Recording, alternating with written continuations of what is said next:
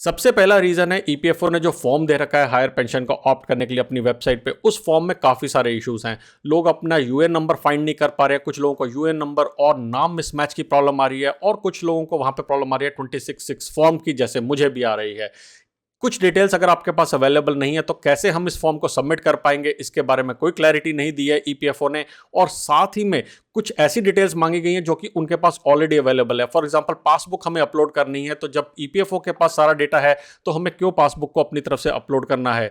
इसके अलावा उन्होंने मांगा है कि बैलेंस आप बताइए क्या है आपके अकाउंट में। अब वो बैलेंस कौन सा है, एम्प्लॉय प्रोविडेंट फंड का है, एम्प्लॉय प्रोविडेंट फंड का है, टोटल है, इसके बारे में भी इंफॉर्मेशन ईपीएफओ ने नहीं दी है। तो इतनी इंफॉर्मेशन ना होने के बावजूद हम कैसे जमा करा पाएंगे फॉर्म, ये इसके बारे में काफ़ी क्वेश्चन है। और आई थिंक जो लोग जमा करा भी रहे हैं वो बस किसी एजम्पशन के साथ जमा करा रहे हैं। रीज़न नंबर 2 है, इसके बारे में क्लैरिटी नहीं है कि कितना अमाउंट हमें जमा कराना पड़ेगा और कितनी पेंशन मिलेगी। ये उन लोगों के लिए एप्लीकेबल है जो ऑलरेडी रिटायर्ड हो चुके हैं या फिर जो रिटायर होने वाले हैं, जिन जिन लोगों ने ईपीएस से ऑलरेडी अमाउंट विड्रॉ कर रखा है।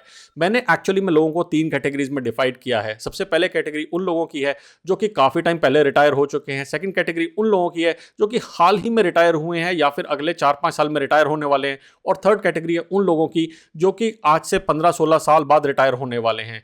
जो सबसे पहली कैटेगरी है, यानी कि जो लोग रिटायर हो चुके हैं काफ़ी साल पहले, उनके लिए ओपन क्वेश्चन है कि उनको कितना पैसा अपनी तरफ से जमा कराना पड़ेगा और कितना इंटरेस्ट देना पड़ेगा।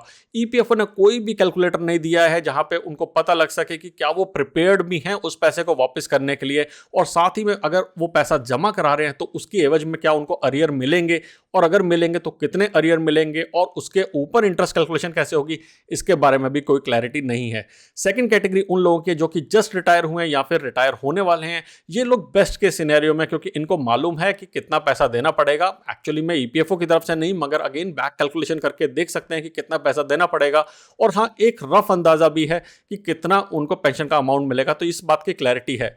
थर्ड कैटेगरी के जो लोग हैं जिनकी आज से 15-16 साल बाद रिटायरमेंट होने वाली है, उनके ऊपर बहुत बड़ा क्वेश्चन है कि एक्चुअली में फ्यूचर में कितना इंटरेस्ट ईपीएफओ अनाउंस करेगी अपने प्रोविडेंट फंड के ऊपर, और कितना उनका कॉर्पस बनेगा, और क्या ये वाइबल है या नहीं है, और आज से कुछ साल बाद उनकी सैलरी कैसे चेंज होगी जिसके कारण उनकी ओवरऑल पेंशन पे भी फर्क पड़ सकता है। तो उन लोगों के लिए भी ये काफ़ी ल्यूक्रेटिव स्कीम नहीं बन रही है। थर्ड रीजन है longevity of life is required, अगर आप इसका फुल बेनिफिट लेना चाहते हैं। यानी कि अगर आप नॉर्मल तरीके से 58 ईयर्स तक या 60 ईयर्स तक अलाइव रहते हैं और उसके बाद भी कम से कम नहीं तो 8-10 साल अलाइव रहते हैं, तो आपको इसका पूरा बेनिफिट मिल पाएगा, क्योंकि जो कॉर्पस हम जमा करा रहे हैं उसको उसके अगेंस्ट पेंशन या फिर उसके अगेंस्ट आपको जो अमाउंट मिलेगा उसको लेने के लिए आपकी लॉन्जिविटी ऑफ लाइफ होनी चाहिए 8 से 10 साल। अगर फॉर सम रीज़न आपकी डेथ हो जाती है 65-70 ईयर से पहले, तो जो 50% पेंशन है वही मिल पाएगी एज विडो पेंशन। और इसका मतलब कि ओवरऑल टाइम पीरियड जिसके अंदर आप उस कॉर्पस के अमाउंट को विड्रॉ कर पाते हैं वो काफ़ी कंसिडरेबली बढ़ जाएगा।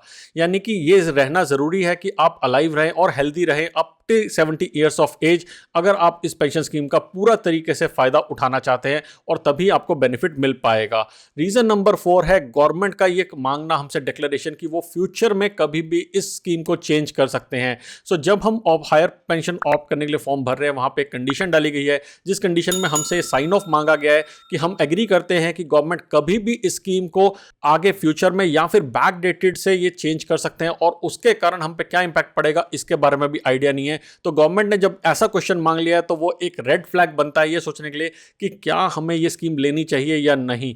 फिफ्थ रीज़न मेरा ये है कि एक्चुअली में जो ये केस है, ये केस चल रहा है काफ़ी साल पुराना, यानी कि 9-10 साल पुराना केस जो अब सॉल्व हुआ है, और जैसी कंडीशंस हमने अभी तक देखी, अगर इसके ऊपर फ्यूचर में कभी केस आ गया तो अगले 10 साल से पहले जाके सॉल्व होने वाला नहीं है। A bird in hand is better than two in bush. तो जो भी अमाउंट ईपीएफओ का आ रहा है, I think I should be able to invest that in such a way कि चलो ईपीएस से जितनी पेंशन मिल पाएगी उतनी ना भी मिले, मगर मेरे पास पूरा का पूरा कॉर्पस रहेगा, और उस कॉर्पस से मैं जनरेट कर पाऊंगा एटलीस्ट उसके नियर तक की इनकम। आपके क्या ख्याल है नीचे कमेंट सेक्शन में मुझे डाल सकते हैं। जल्दी मिलेंगे एक और वीडियो लेके, तब तक के लिए बचाते रहे, कमाते रहे, बिकॉज एवरी पैसा मैटर्स।